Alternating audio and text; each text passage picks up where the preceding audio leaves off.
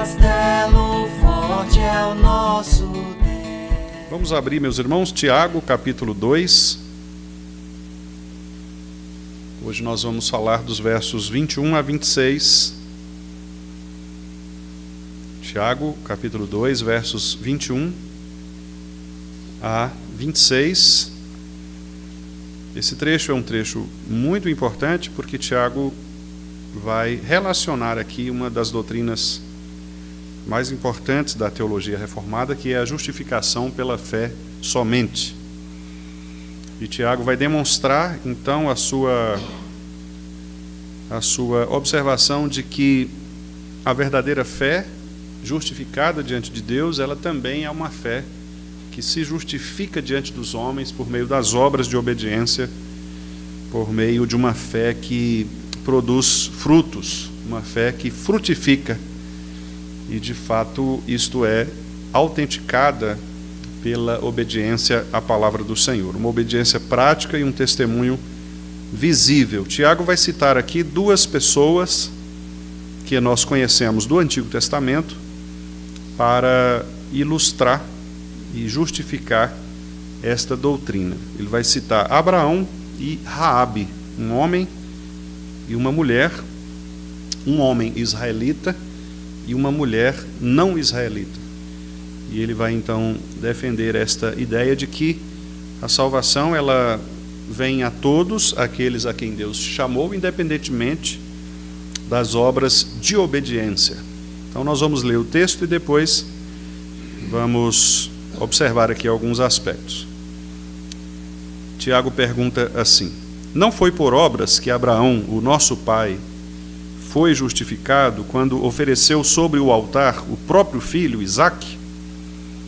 Vês como a fé operava juntamente com as suas obras. Com efeito, foi pelas obras que a fé se consumou e se cumpriu a escritura, a qual diz: ora, Abraão creu em Deus, e isso lhe foi imputado para a justiça, e foi chamado amigo de Deus.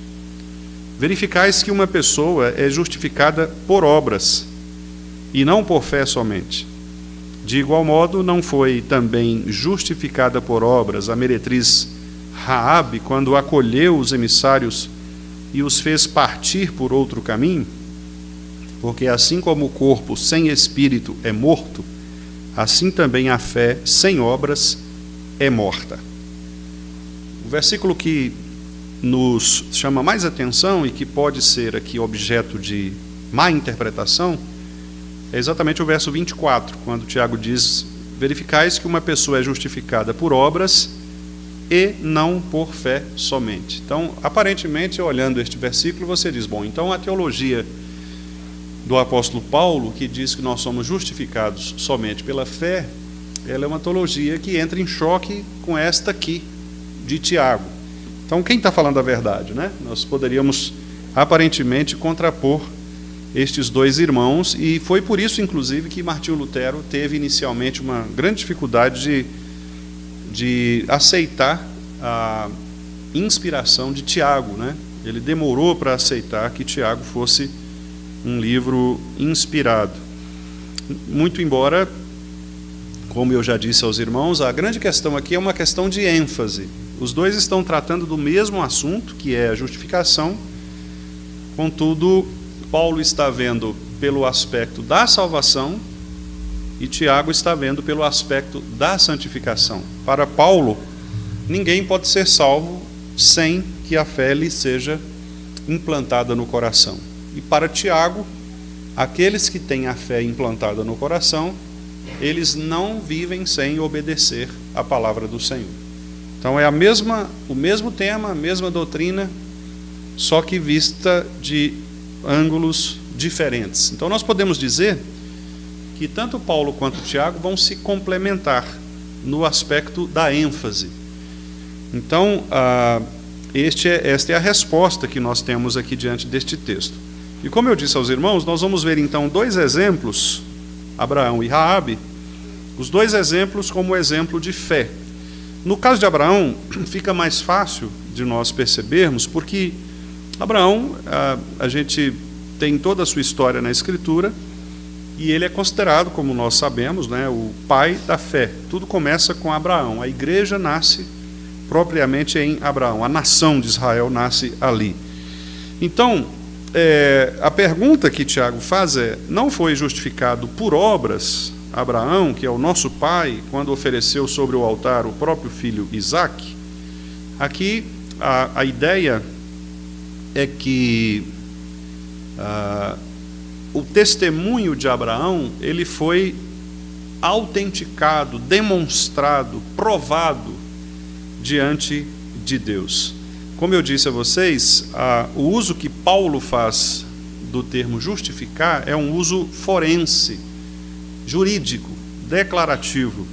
Então, Deus nos aceita mediante a fé somente. Já em Tiago, o termo justificar tem a ideia de autenticar, provar, demonstrar. Então, Paulo fala da origem da justificação, ou da raiz da justificação, e Tiago fala do fruto da justificação. Então, como eu expliquei aos irmãos, um trata do início de tudo, que é o processo para a salvação, e o outro trata do resultado da salvação.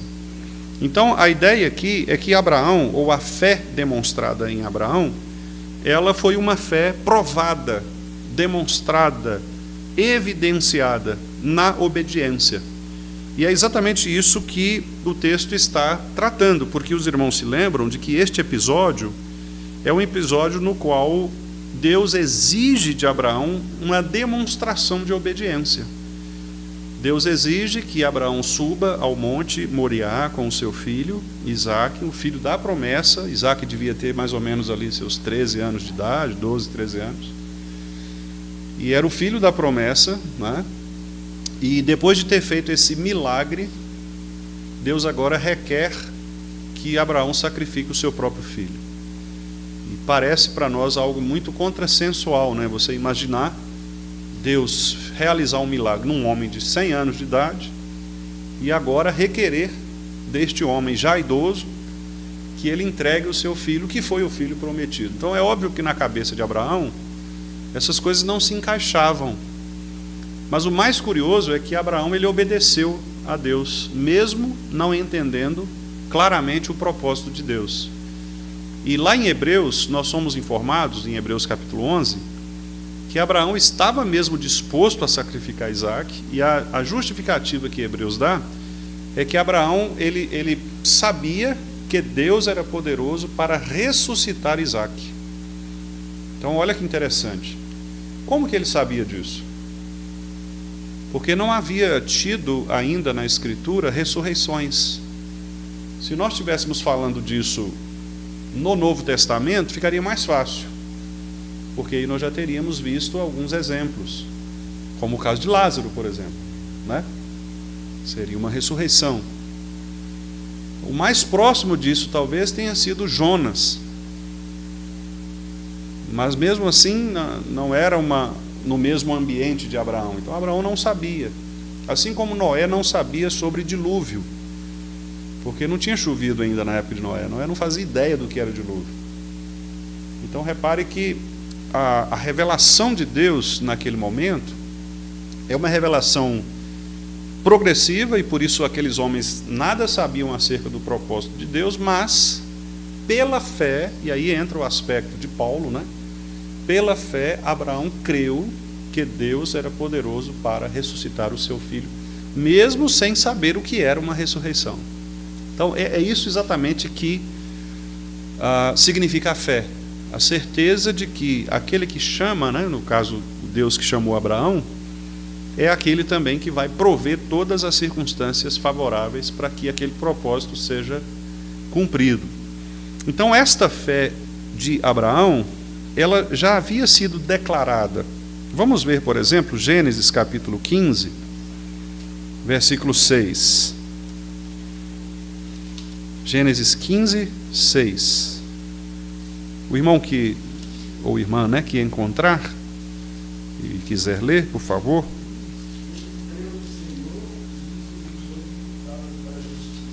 Exatamente. Então repare que o trecho que é citado por Paulo, né, e também aqui por Tiago, é de que ele creu no Senhor e isso lhe foi imputado para justiça. Mas os irmãos estão percebendo qual é o momento histórico da fé de Abraão? Foi antes de Isaac nascer. Percebe? Então ele demonstrou fé na promessa de Deus, ou na palavra de Deus. E este talvez o ensino mais precioso da Escritura em relação ao aspecto da fé. Fé não é crer no vazio. Fé é crer na palavra de Deus, em algo objetivo. Porque é exatamente isso que nos diferencia, né? Diferencia o povo de Deus das demais religiões. Porque as demais religiões, elas creem no vazio, elas creem numa promessa, mas é aquilo que o filósofo cristão Kierkegaard chamava, né, que é o salto de fé. Então você salta e espera que Deus te apare lá embaixo. Mas nós não somos destes que saltam sem saber o que está lá. Nós saltamos, mas sabendo o que está lá. Porque objetivamente Deus nos declara as suas promessas. Eu vou dar um exemplo claro. Por exemplo, Jesus diz assim: eis que estarei convosco todos os dias até a consumação dos séculos. Esta é uma promessa. Então não há por que duvidar disto. Se você estiver numa situação muito difícil, você pode ter certeza de que Jesus está com você, porque Ele prometeu isso. Mas Jesus não prometeu, por exemplo, curar a sua enfermidade física. Não há na Bíblia, não há uma declaração de Deus que diga assim: olha, o dia que o seu irmão Vianel adoecer, Deus vai curá-lo. Não há. Deus pode curar? Pode, porque Ele é poderoso para isso. Mas Deus também, se quiser, não vai curá-lo. Então, esta é a diferença entre a fé vazia, a fé subjetiva, e a fé objetiva. Por exemplo, Paulo diz para Timóteo assim: prega a palavra, insta, quer seja oportuno, quer não. E Isaías diz que a palavra de Deus pregada não volta vazia, ela cumprirá o propósito para a qual foi designada. Bom, esta é uma promessa de Deus. Então, quando um pregador prega a palavra de Deus, a palavra não vai voltar vazia, ou ela vai contribuir para a salvação de quem ouve, a edificação, o arrependimento, a restauração, o consolo, etc., ou ela vai condenar aquele que ouve, vai agravar a situação do ímpio, ao ouvir a palavra e não dar ouvidos a ela. Ela sempre cumprirá o seu objetivo, quer seja de salvar, e salvar aqui, né, significa tudo isso que eu disse. Ela é apta para ensinar, para corrigir, né, para instruir, etc. Ou ela vai também condenar, que é apontar o pecado, agravar o pecado diante do Senhor. Então, eu estou insistindo nisto, irmãos, para mostrar que a fé demonstrada por Abraão não foi uma fé vazia, foi uma fé na palavra de Deus. Deus disse a Abraão que ele teria um filho, e este filho seria o filho da promessa. E Deus disse mais, que nele seriam benditas todas as famílias da terra. Então Abraão creu nisso. Quando Deus lá na frente requer o filho Isaac, o filho da promessa, este aqui de Gênesis 15, lá agora em Gênesis 21, Isaac nasce. No 22, Deus prova Abraão, Gênesis 22. Repare que aqui nós já tínhamos passado um período de tempo, como eu disse aos irmãos, mais ou menos 13 anos. Embora poucos capítulos da Bíblia, mas Isaac aqui já era um pré-adolescente para adolescente, né? E é interessante, só fazendo um parênteses aqui, interessante como que os adolescentes são mencionados na Bíblia com importância. Por exemplo, Isaac aqui devia ter seus 13 anos. José, quando foi jogado no buraco, tinha seus 17, mais ou menos. Então, geralmente são pessoas nessa fase de idade, né, que a Bíblia menciona. Voltando aqui, fechando parênteses, então, veja, Abraão creu nisso. Então, quando Deus requer que Abraão suba ao monte para sacrificar seu filho, certamente, irmãos, muito embora nós não estamos dizendo que não tenham passado dúvidas, né, e angústias no coração de Abraão, eu acredito que, como pai, né, quem é pai aqui, mãe, sabe disso, né, muito provavelmente Abraão deve ter ficado bastante chocado com isso, né, especialmente quando o filho pergunta: e aí, pai, nós estamos aqui, cadê o cordeiro, né? Até aquele momento Abraão não sabia de nada, assim, mas ele continuava crendo na promessa. Então essa é um argumento utilizado por Paulo para dizer que esta fé que precedeu, veio antes da ação de Abraão, foi a fé que o salvou. Essa é na perspectiva de Paulo. Paulo diz: olha, não tinha nada do próprio mérito de Abraão para salvá-lo. Ele foi salvo porque foi dada a ele uma fé que não veio dele, mas vem de Deus, para que ele cresce naquilo que ele ainda não via, porque a fé é a certeza das coisas que nós não vemos. Só que agora Tiago olha pelo outro ângulo. Tiago diz assim: porque Abraão creu, ele obedeceu. Percebe? Então são duas coisas, são dois movimentos, dois lados de uma mesma história, de uma mesma teologia. Abraão não teria crido se a fé não tivesse sido dada a ele. Mas uma vez que a fé foi dada a ele, ele creu, e crendo, ele obedeceu. Percebe a sequência?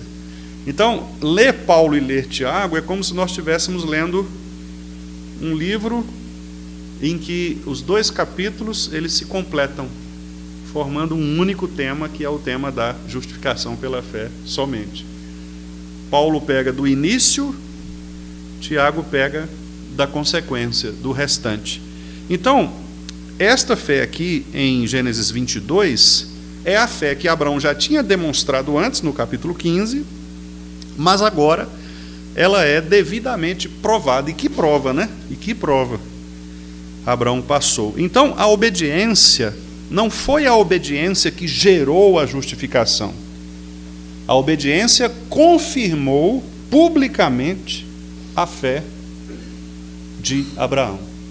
Então vamos pensar em nós, não é? Em nós. Quando nós fazemos a nossa pública profissão de fé, o que nós estamos fazendo é exatamente isto que Tiago está dizendo aqui. Nós recebemos a fé, cremos, e agora nós estamos dispostos a viver esta nova fé que foi implantada em nosso coração. Então, a gente vem diante da igreja, diante do povo de Deus, e declara publicamente ao povo de Deus que nós estamos dispostos a viver uma vida de acordo com a palavra. Tá certo? Então, é esse movimento que nós fazemos, né? Por isso, os dois lados não andam sozinhos. Se uma pessoa diz que tem fé, mas não obedece à palavra, o argumento de Tiago é: esta pessoa, ela está morta. A fé dessa pessoa é morta. E ela age como agem os demônios. Porque os demônios creem também. Eles sabem que Deus existe, mas eles não obedecem. Então, quer dizer, Tiago diz assim: olha, ter fé ou declarar fé, mas não demonstrá-la, não existe. Isso não é da vida cristã. E Paulo diria, se uma pessoa pratica obediência, sem, contudo, possuir a fé verdadeira, essa obediência não serve para nada. Por quê? Porque a pessoa ela se relaciona com a criação de Deus, mas ela não glorifica a Deus. Então, por exemplo, vamos pensar num casal que se casa, um casal não crente. Eles se casam. Eles estão obedecendo a Deus? Sim, no sentido genérico, no sentido amplo, sim. Casou um homem com uma mulher, certo? Um casamento sexual, um casamento monogâmico, um marido para uma mulher, tiveram filhos, os filhos são filhos ajustados, filhos socialmente tranquilos. Desse ponto de vista, eles estão obedecendo a palavra? Sim, estão. Como imagem e semelhança de Deus que eles são, como seres humanos, eles estão obedecendo a Deus. Contudo, esta obediência deles não reflete o fruto do Espírito, ou a obediência conforme a palavra do Senhor. Para ser mais claro, esta obediência deles não vai salvá-los. Por mais obedientes que eles foram, isto não produzirá a salvação. Então, a pessoa não vai ser salva por ser um bom cidadão, por ser um bom marido, por ser um bom pai, por ser uma boa esposa, por ser generoso com as pessoas, por fazer doações. Isto não é capaz de salvar as pessoas. Paulo vai dizer, isto não salva. Isto não salva. O que salva é a fé implantada no coração, e isto é dom de Deus. Não vem destas obras, para que ninguém diga, eu fui salvo porque eu obedeci. Não, você obedece, Tiago, agora. Você obedece porque a fé foi plantada no seu coração. Olha que coisa interessante, né? Então isso mostra que a obediência, ela não gera justificação, mas uma pessoa justificada, ela obedece. Então, se você vê alguém que declara a fé, mas não obedece a palavra, esta fé é morta, é inútil. E uma pessoa que desobedecer, diz que fala em obediência, né? Mas não crê no verdadeiro Deus, estas obras também são mortas, são inúteis. Então, não pode haver uma vida cristã autêntica sem que estas duas coisas estejam juntas, sem que haja a verdadeira fé junto com a verdadeira obediência. É por isso, irmãos, que nós, reformados, batemos tanto nesta tecla, né, de que eu não posso usar a minha teologia apenas para o intelecto. Este é um pecado em que os calvinistas, principalmente, eles incorrem nesta tentação e podem cair nesse pecado, que é se tornarem pessoas intelectualizadas, pessoas com muitas informações sobre doutrina, sobre Deus, mas nenhum relacionamento prático com Deus, nenhuma vida relacional com Deus e, consequentemente, com as pessoas, né? E aí você vê muita gente, às vezes, dizendo, eu sou reformado, mas defendendo umas ideias assim, estranhas, que não reflete a obediência à palavra. Não reflete a obediência à palavra.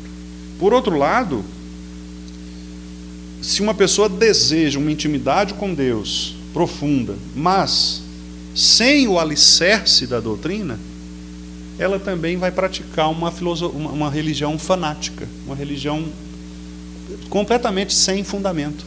E aí ela vai errar também. Ou seja, a doutrina obrigatoriamente deve nos conduzir à prática. E a prática obrigatoriamente deve ter uma fundamentação na doutrina. Eu faço aquilo que creio. É isto. Eu sou aquilo que eu creio. O que eu faço revela o que eu creio. É mais ou menos o que Jesus disse. Onde está o teu tesouro, aí estará também o teu coração. Ou seja, nós somos o que pensamos, nós somos o que cremos. A nossa prática, ela revela a nossa religião. É isso. Salmo 115, né? Salmo 115 diz que os ídolos, eles enganam porque as pessoas que adoram os ídolos se tornam semelhantes a eles. Por quê? Porque o ídolo é aquele que governa o nosso coração. Dependendo de quem governa o nosso coração, vai nos moldar. Você é a cara do seu ídolo.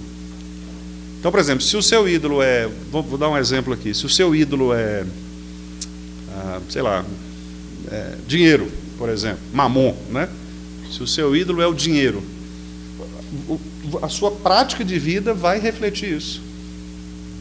Você não vai conseguir enganar as pessoas. Você vai mostrar para todo mundo que o que te importa é o dinheiro.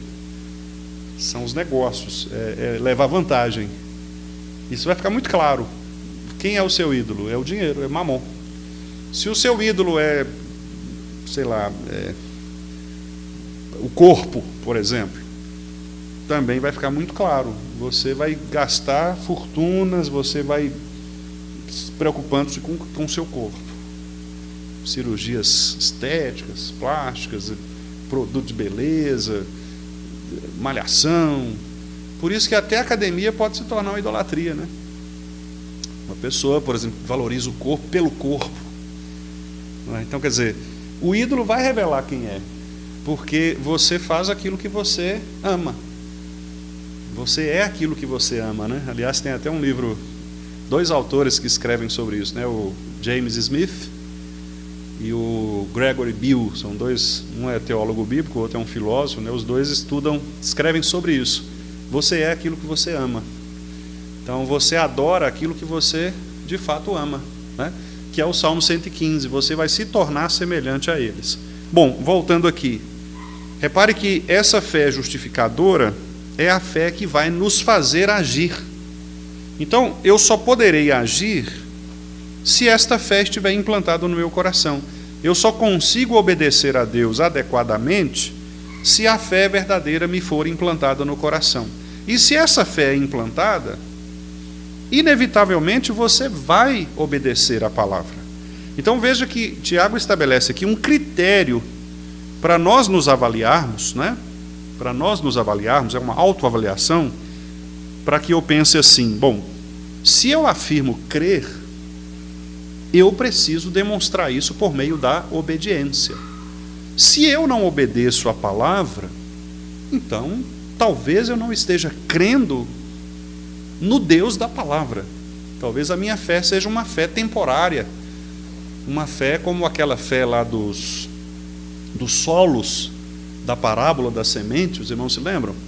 Então, às vezes você lança a palavra e a palavra cai no solo, mas aí os ídolos deste mundo, os cuidados deste mundo, as pressões, etc., sufocam essa palavra. Então, a palavra caiu no solo, no terreno, ela foi lá, mas o ídolo do coração qual era? Eram as coisas externas.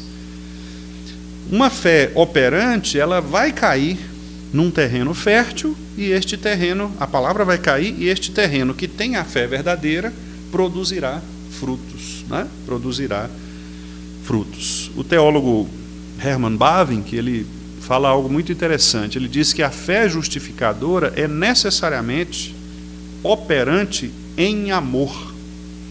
Quer dizer, o que é a ideia de amor aqui no Bavinck? É a ideia de afeto, de desejos ordenados. Então, a verdadeira fé nos leva a uma vida de obediência.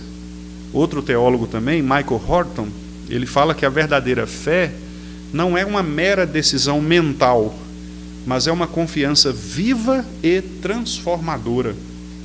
Então, aquilo que eu disse aos irmãos, não é apenas uma declaração mental, mas é uma confiança transformadora que vai levar você a uma prática de obras. Por isso, o versículo 22, ele diz: vês como a fé operava juntamente com as suas obras. Está vendo?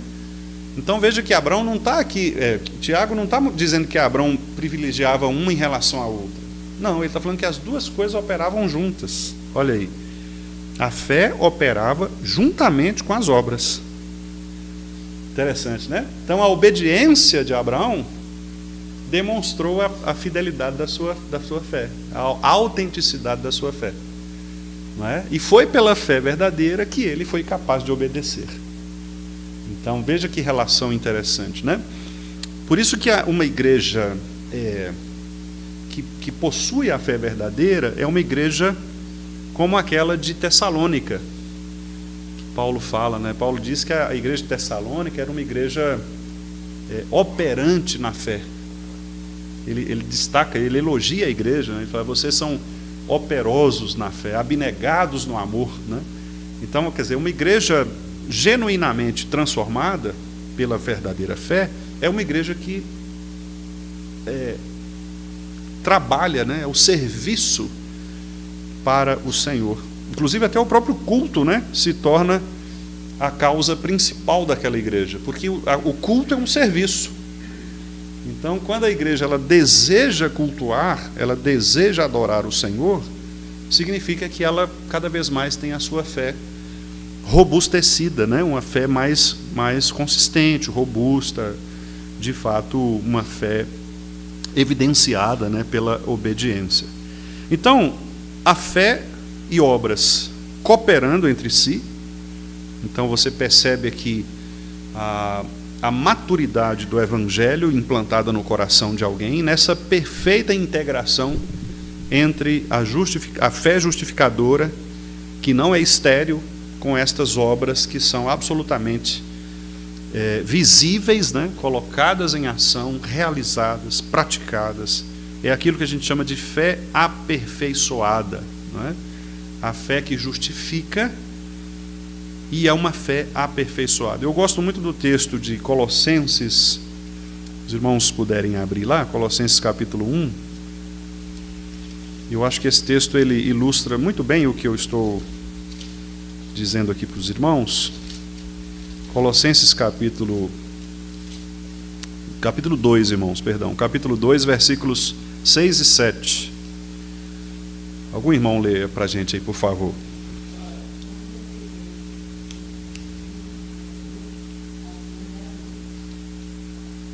O 7 também.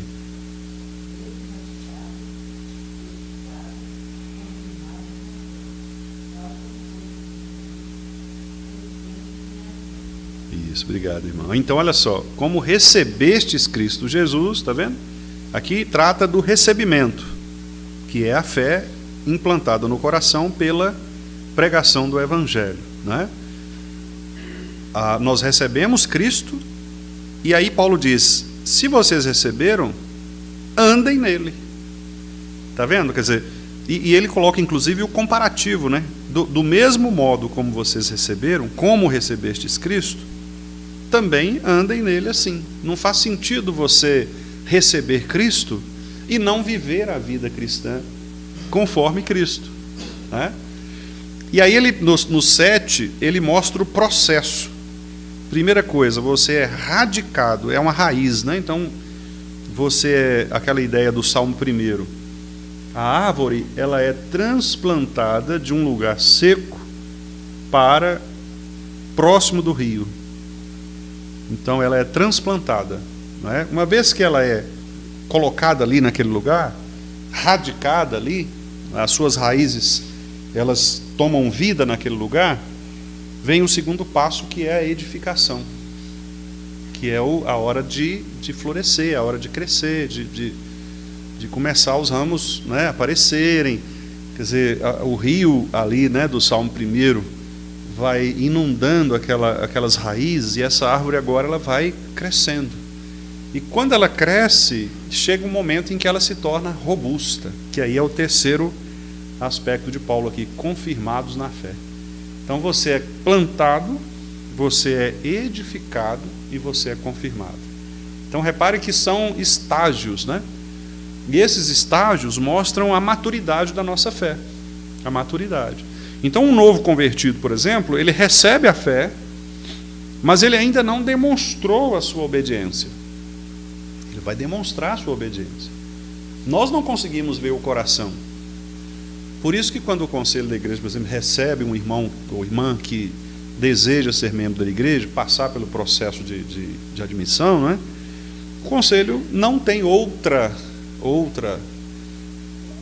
critério, outra alternativa, a não ser perguntar para a pessoa: você crê que Jesus Cristo é o Senhor, que Ele salvou? Você vai dizer: eu creio. Assim como o Filipe com o eunuco, né? Ele estava lendo lá o profeta Isaías e o eunuco falou: e aí? Né? O Filipe falou: você crê? Creio. Então, o que é que impede de ser batizado? Nada, né? Tem água lá, vamos batizar. Por quê? Porque para a exigência, digamos, da fé cristã é crer. Agora, depois disto, os frutos revelarão se aquela conversão foi genuína ou não. E aí é onde vem, então, o acompanhamento dos pastores da igreja, né, do conselho da igreja, para com aquele novo irmão, aquela nova irmã. Se aquele novo irmão, aquela nova irmã diz, eu creio, veio aqui à frente, professou publicamente a sua fé, mas no dia a dia da sua vida, ele demonstra uma prática contrária àquilo que ele declarou, esse irmão precisa ser disciplinado, né? E a disciplina aqui não necessariamente afastar da comunhão, mas disciplinado no sentido de ser admoestado, de ser corrigido, de ser exortado, não é? Ou às vezes a disciplina mesmo do afastamento, dependendo dos graus, né, que nós conhecemos aí. Por quê? Porque o conselho não consegue ver o coração. E graças a Deus por isso, né? Só Deus vê o coração. Mas o conselho consegue ver, não só o conselho, mas a igreja toda, né? Consegue ver as obras. Nós não conseguimos ver a fé, mas a gente consegue ver as obras. Então é pelas obras que Tiago está dizendo, vocês vão ser julgados pelas obras. A fé de vocês vai ser testada pelas obras. Então não adianta você chegar no meio do povo estrangeiro e dizer eu creio, e praticar as mesmas coisas que eles praticam. Porque que tipo de fé é esta? Vocês precisam demonstrar na prática que aquilo que vocês creem, de fato, é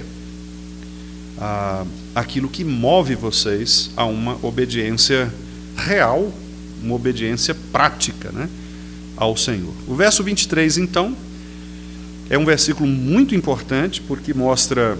O Tiago começa, e se cumpriu a Escritura. Esta expressão ela é muito importante, muito poderosa, porque isto, inclusive, valida o Novo Testamento, né? Geralmente, quando o Novo Testamento fala Escritura, o Novo Testamento está se referindo ao Antigo Testamento, ao texto judeu ou hebraico, né? O original hebraico. Então, a Escritura foi cumprida. Tiago está dizendo, mais uma vez, a promessa foi cumprida.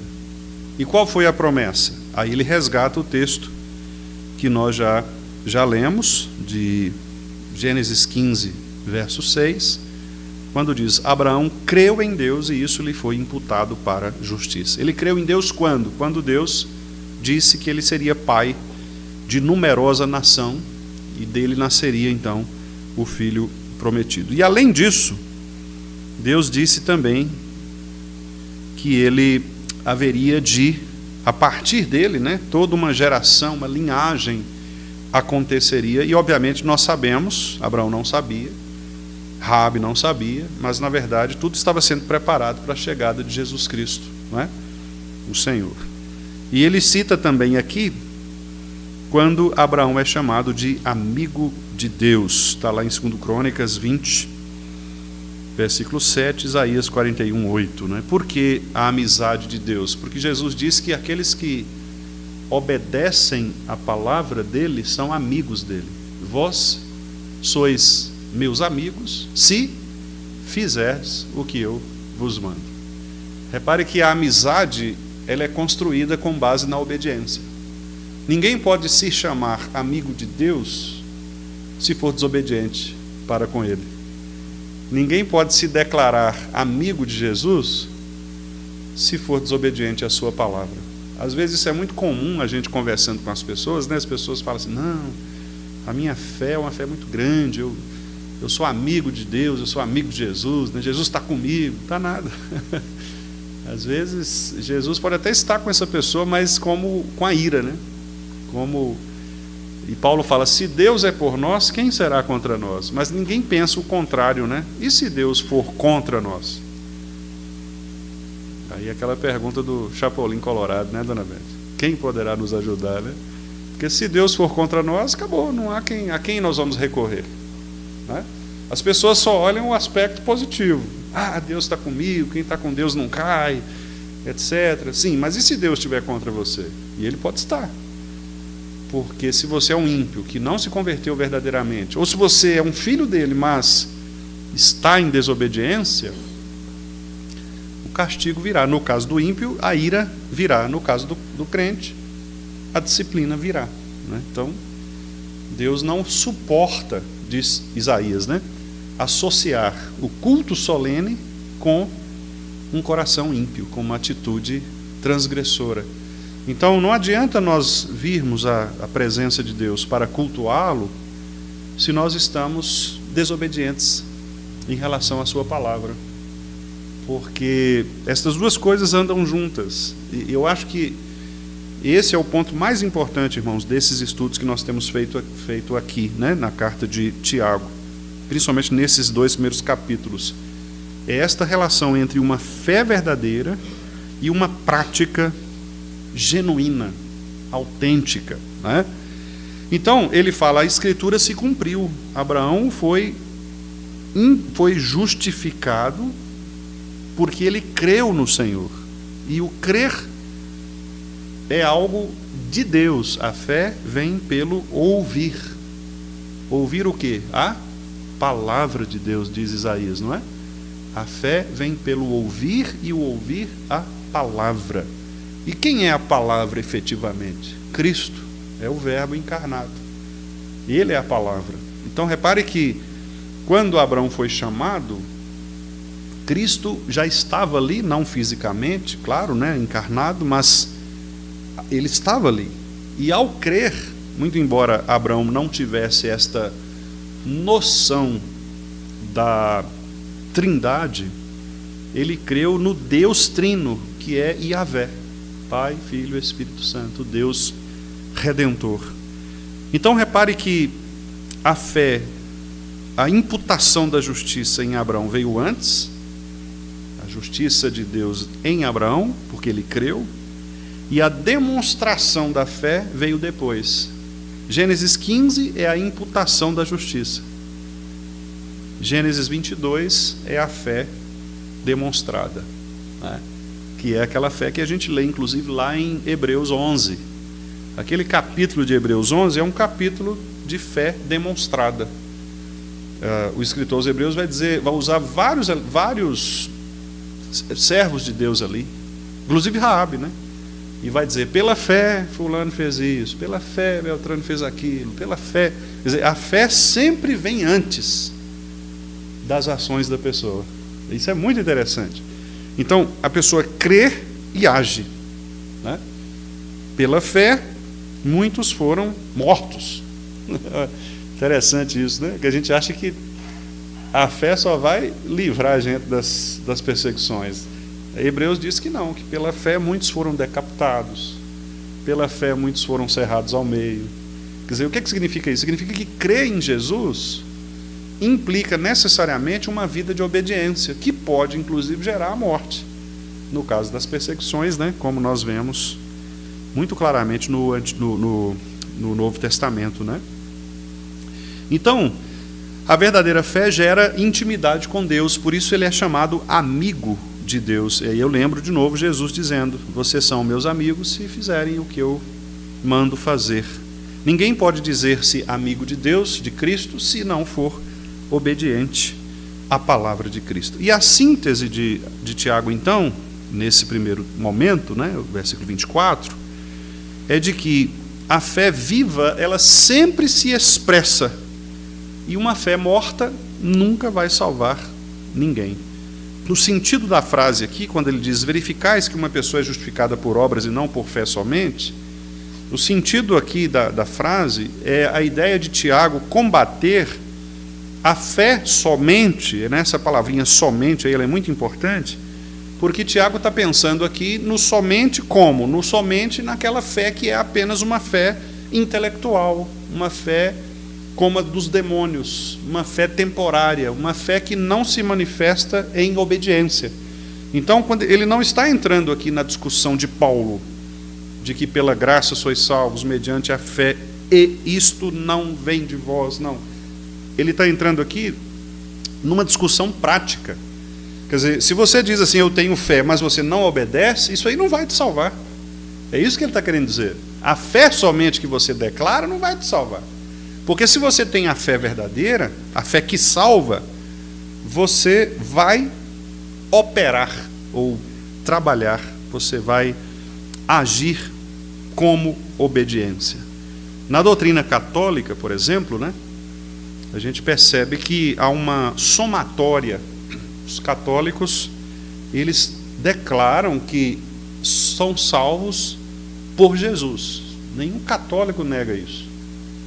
Mas na teologia católica, Jesus ele é aquele que abre o espaço ou facilita a sua ação. Então, Jesus começa o processo e ele te dá abertura para que você possa praticar as obras, e estas obras vão ser somadas ao sacrifício, à obra de Jesus. Então, é Jesus mais as suas obras. Na teologia reformada, não. É só Jesus.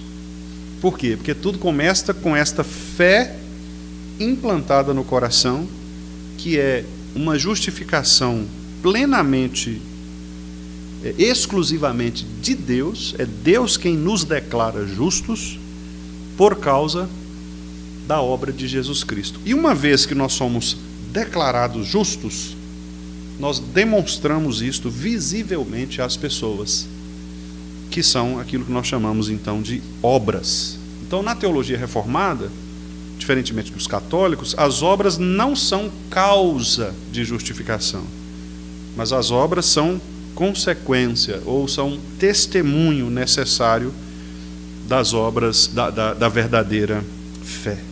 Talvez a pergunta que nós tenhamos de fazer, para encerrarmos aqui, é: a minha vida, ela contradiz ou ela confirma aquilo que eu creio?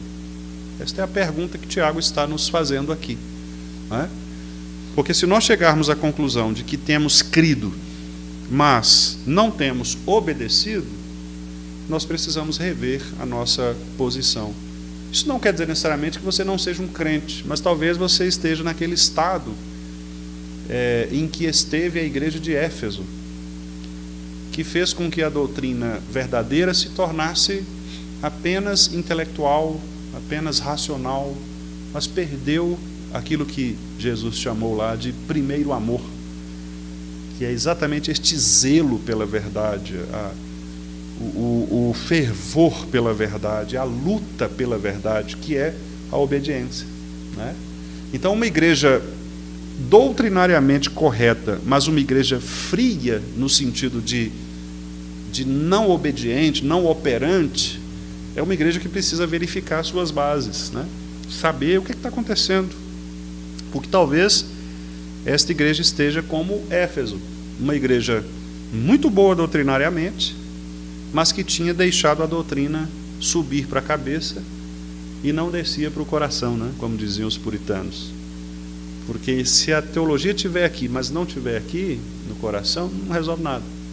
Você vai ter bons argumentos, você vai conseguir identificar as heresias, mas nada mais do que isso. Você não terá uma fé operosa, uma fé que pratica a obediência, uma fé que age em favor dos seus irmãos e em favor do Evangelho, né? Então, meus irmãos, que Deus nos ajude para que possamos alinhar, né? Nós vamos deixar Raabe para o outro estudo, porque eu quero me aprofundar um pouquinho mais nela também, né? Falar um pouco da história dela, etc. Porque Raabe vai ser muito interessante, porque Abraão, tudo bem, é de Israel, é o pai da fé, etc. Mas Raabe não, né? É mulher, não era do povo, é prostituta, né? Depois ela é citada como exemplo de fé lá em Hebreus. Então é uma discussão bem interessante. Então por isso eu vou precisar de um pouco mais de tempo, né, para falar a respeito dela. Mas então eu queria encerrar aqui dizendo isso, né, que a nossa oração deve ser esta: que Deus nos dê uma fé viva, operante, uma fé que possa ser demonstrada, né, em serviço, em obediência, uma vida de santidade. Isso não significa dizer perfeccionismo, né? Nós somos pecadores, sabemos disso, vamos pecar, pecamos, mas significa dizer que na nossa luta contra o pecado nós vamos demonstrar de fato em que e em quem nós cremos, né? Onde está o nosso coração? Esse é o ponto fundamental que nós devemos perguntar, né, diante de um estudo deste. Onde está o meu coração? A quem eu sirvo? Se nós servimos verdadeiramente a Deus, vamos ouvir Jesus que diz: vocês serão meus amigos se forem obedientes, né? Então, que maravilha isso, saber que à medida que nós somos obedientes, nós nos tornamos amigos de Deus, né? Salmo 24, se não me engano, diz que a intimidade do Senhor é para aqueles que o temem, né? Então, quer dizer, Deus reserva de fato um lugar de intimidade para pessoas que obedecem a Ele, né? Às vezes a gente fala assim, eu queria tanto ter mais intimidade com Deus. O caminho é esse, é obedecer, né? Às vezes alguns irmãos falam assim, pastor, eu estou desanimado, eu não consigo ler a Bíblia, não consigo orar, né? Como é que resolve isso? Lendo a Bíblia e orando. Porque é obediência. Quanto mais você obedece, mais Deus cria o vínculo de intimidade com você. Pastor, o que é que eu faço para ter vontade de ir à igreja? Vá à igreja, né? Porque é pela obediência que Deus age, né? Quando você vem à igreja, Deus usa a sua ação, a sua resolução, né, de vir como um ato de obediência. Obedecer é melhor do que sacrificar, né? Diz o texto dos Salmos. Tem gente que está aí sacrificando, né? Está fazendo um esforço, sofrendo, fazendo sacrifícios. Não precisa nada disso, basta obedecer. A obediência gera a intimidade com o Senhor. Esse negócio que o pessoal faz, né, de fazer penitência, procissão, pagando promessas, subindo de joelho a escadaria lá de Aparecida, aqueles negócios, tudo inútil, né? Ficar chicotando as costas, nada disso tem valor, porque Deus não exige nada disso na Bíblia, né? O que Deus requer de nós é que os seus adoradores o adorem em espírito e em verdade. E o que significa isso? Obediência. Deus quer de nós a obediência, né? Que Deus nos ajude então, meus irmãos, para que a nossa fé seja uma fé operosa, praticante, né? Que não sejamos apenas ouvintes, negligentes, mas que sejamos operosos, né? Praticantes da palavra do Senhor.